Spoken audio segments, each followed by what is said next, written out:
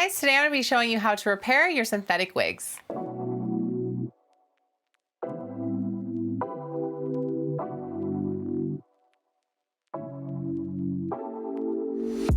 Take it away, what did you do? I just can't get enough. Too caught up in your love, can't stop thinking about you. All right, so I wanted to come on here and I wanted to kind of revamp and redo a video that we did a long time ago. I'll put it right here for you, but it's really just all about repairing synthetic wigs, specifically with heat. So I have a wig right here. She needs some love. She needs some work. Her ends are just not looking great. You're gonna know when you need to repair your wig because you're gonna really start seeing kind of that matting and almost like that really rough feeling. If you've already tried to wash your wig or done a silicone type soak, which I also have videos for all of that, we can put here too. But if you've done all of that and you're still feeling like it's just kind of crunchy and it's hard to run your hands through, when you run a brush through it, it's getting stuck. Stuff like that is really a very telltale sign that it's time to do some type of repair to the ends of your wig. All right, so I'm gonna show you guys how to repair your synthetic wig using 2 products. That's really all you're gonna need to do this. I will also show you an alternative method that you can use if you're doing this on a really curly wig. But for this wig in particular, we're gonna go ahead and be using a hot comb and we're gonna be using my synthetic wig spray. All right, so like I was saying, as you can see, the hair is just not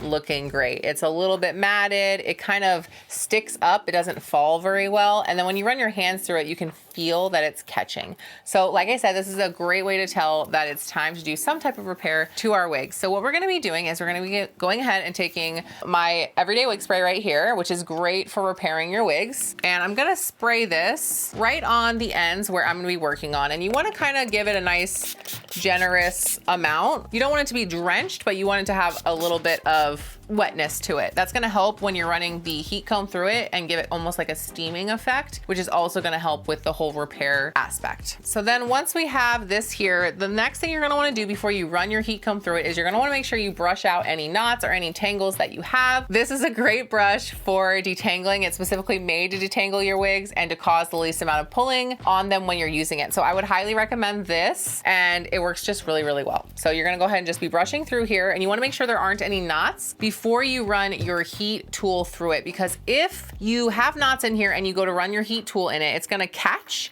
and then it could potentially cause damage because you're trying to rip it through. You have to be very cautious with heat when it comes to synthetic wigs in general. So you wanna just make sure when you're using heat, it's gonna go through as smoothly and as effortlessly as possible. And then we're just gonna literally run this through. So this wig here has a style where it's pretty much curly and then it's kind of straight on the end. So this is really a great thing to use for a wig style like this, because we're just gonna be fixing the ends, remaking them nice and straight and smooth, and we're not really removing any curl. The best thing about this is it's like instant gratification. You're gonna see as you do this, the fibers just kind of repairing themselves, and all of those weird little like stringy, matty situations that you're seeing are gonna just go away right in front of your eyes. I love that it's just like instant. And I do have my heat comb set to 355. 350 is usually where I like to be when I'm repairing wigs, but not all wigs are created equal. I have done this a lot and I know what my wigs can handle. So I would highly recommend you start off lower than this, 250, 280, somewhere around there, and do a test strand on the bottom just to make sure that the temp is high enough and it's not too high. But for this wig in particular, I am going with 355. I always feel like you need it to be a little bit hotter when you're repairing, because it really just needs to, like, I hate to use the word melt when I'm talking about synthetic wigs, but it kind of helps melt and repair the fibers a little bit better. And then you really wanna make sure too, you're getting these ends. Just be careful not to burn yourself, but the ends are really, really where usually you see the most frying and the most damage. You can also wear like a heat protecting glove if you're doing this. I probably should, because I do burn myself all the time, but it's totally up to you. All right, and you can see now, so we've done this one section right here, and you can already see the difference in like how it's just flopping and how it is sitting, and just how much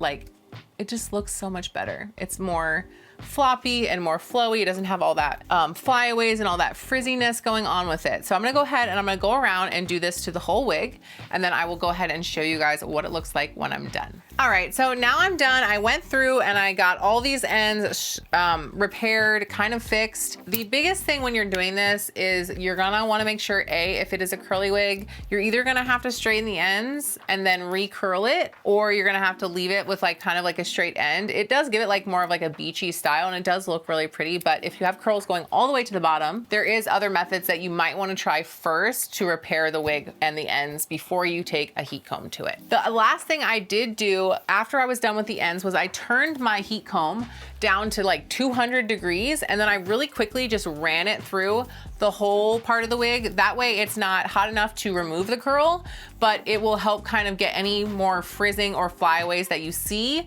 in the rest of your wig and help kind of blend it with the bottom that you've already repaired.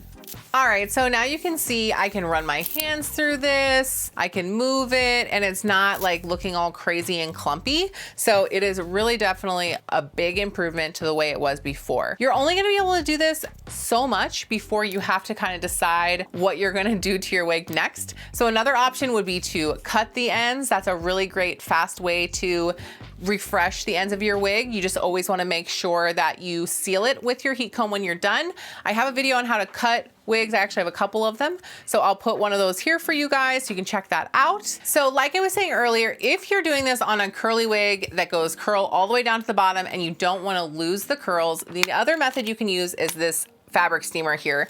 I do have a video on how to do that as well to a curly wig. Put it right there for you guys. And I will work on another video just to go into this a little bit more in detail, but you're gonna use a fabric steamer. This one was like 16 bucks on Amazon. And I always fill it up almost all the way to with water. And then I usually do like a tablespoon of fabric softener in here. And it's gonna help just really kind of soften up the ends, get rid of all the frizz without actually removing the curl. Your last option, if you feel like you've done this and it's still not fixing the problem, is you can always straighten the wig. So this wig is kind of a curly wavy wig, and if I wanted to, I could straighten this and it would completely fix it, repair it, make it silky soft again, and then I would just wear it as a straight wig until I couldn't wear it anymore. So there are definitely lots of options to get the most wear out of your wigs. They might become something different as you go along, but I have done that with a lot of wigs and found that like when I cut a wig or something, I was like, oh my gosh, I love this wig so much more like that. So definitely don't be afraid to alter them and to play around with them to get the most wear that you can out of your wigs.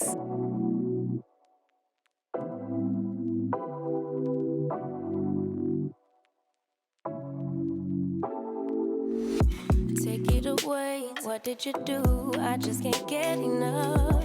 Too caught up in your love.